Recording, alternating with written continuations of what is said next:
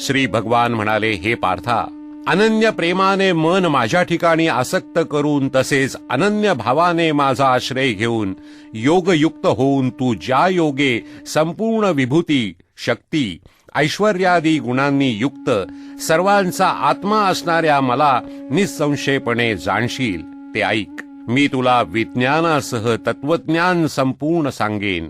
जे जाणले असता या जगात पुन्हा दुसरे काहीही जाणावयाचे शिल्लक राहत नाही. हजारो मनुष्यात कोणी एखादा माझ्या प्राप्तीसाठी प्रयत्न करतो आणि त्या प्रयत्न करणाऱ्या योग्यांमध्येही एखादाच मतपरायण होऊन मला खऱ्या स्वरूपानं जाणतो. पृथ्वी, पाणी, अग्नी, वायू, आकाश, मन, बुद्धी आणि अहंकार अशी ही 8 प्रकारात विभागलेली माझी प्रकृती आहे. ही 8 प्रकारचे भेद असणारी माझी अपरा म्हणजेच अचेतन प्रकृती आहे.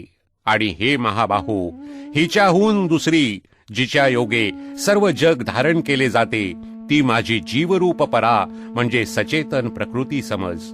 हे अर्जुना, तू असे समज की सर्व भूत मात्र या 2 प्रकृतींपासूनच उत्पन्न झालेले आहे आणि मी सर्व जगाची उत्पत्ती व प्रलय आहे, अर्थात सर्व जगाचे मूळ कारण आहे. हे धनंजया, माझ्याहून निराळे दुसरे कोणतेही परमकारण नाही. हे संपूर्ण जग दोऱ्याचे मणी ओवावे तसे माझ्यात ओलेले आहे. हे अर्जुना, मी पाण्यातील रस आहे, चंद्र सूर्यातील प्रकाश आहे, सर्व वेदातील ओंकार आहे, आकाशातील शब्द आणि पुरुषातील पुरुषत्व आहे. मी पृथ्वीतील पवित्र गंध आणि अग्नीतील तेज आहे. तसे सर्व भूतांचे जीवन आहे आणि तपस्व्यातील तप आहे. हे अर्जुना, तू संपूर्ण भूतांचे सनातन कारण मलाच समज. मी बुद्धिमानांची बुद्धी आणि तेजस्व्यांचे तेज आहे. हे भरतश्रेष्ठा, मी बलवानांचे आसक्तीरहित व कामनारहित सामर्थ्य आहे आणि सर्व प्राण्यातील धर्माला अनुकूल अर्थात शास्त्राला अनुकूल असा काम आहे. आणखीही जे सत्वगुणांपासून, रजोगुणांपासून आणि तमोगुणांपासून उत्पन्न होणारे भाव व पदार्थ आहेत ते सर्व माझ्यापासूनच उत्पन्न होणारे आहेत असे तू समज. परंतु वास्तविक पाहता त्यांच्यात मी आणि माझ्यात ते नाहीत. गुणांचे कार्य असणाऱ्या सात्विक, राजस आणि तामस या तिन्ही प्रकारच्या पदार्थांनी हे सारे जग प्राणी समुदायात मोहित झाले आहे. त्यामुळे या तिन्ही गुणांच्या पलीकडे असणाऱ्या अविनाशी अशा मला ते ओळखत नाही. कारण ही अलौकिक अर्थात अति अद्भुत त्रिगुणात्मक माझी माया पार होण्यास कठीण आहे. परंतु जे केवळ मलाच निरंतर भजतात ते या मायेला ओलांडून जातात म्हणजे संसार तरून जातात. मायेनं ज्यांचे ज्ञान हिरावून घेतले आहे असे आसुरी स्वभावाचे, मनुष्यात नीच असणारे, दुष्ट कर्मे करणारे मूर्ख लोक मला भजत नाहीत. हे भरतवंशीयांमध्ये श्रेष्ठ अर्जुना, उत्तम कर्मे करणारे अर्थार्थी, आर्त, जिज्ञासू आणि ज्ञानी असे 4 प्रकारचे भक्त मला भजतात. त्यापैकी नेहमी माझ्या ठिकाणी ऐक्यभावाने स्थित असलेला, अनन्य प्रेमभक्ती असलेला ज्ञानी भक्त अति उत्तम होय.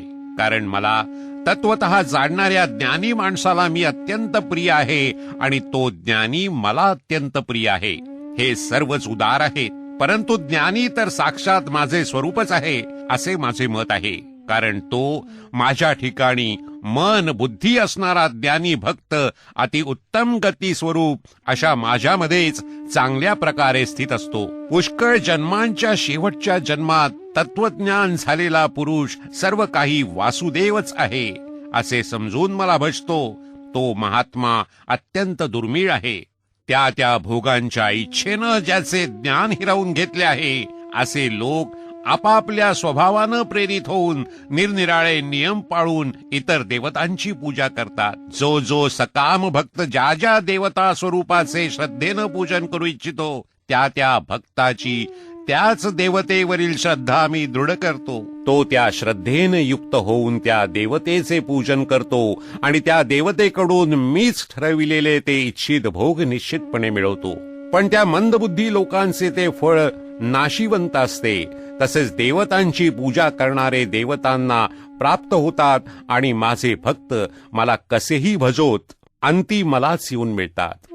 मूढ लोक माझ्या सर्वश्रेष्ठ अविनाशी अशा परमभावाला न जाणता मन इंद्रियांच्या पलीकडे असणाऱ्या सच्चिदानंद घन परमात्मा स्वरूप मला मनुष्यांप्रमाणे जन्म घेऊन प्रकट झालेला मानतात. आपल्या योग मायेनं लपलेला मी सर्वांना प्रत्यक्ष दिसत नाही. म्हणून हे अज्ञानी लोक जन्म नसलेल्या अविनाशी मला परमेश्वराला जाणत नाहीत.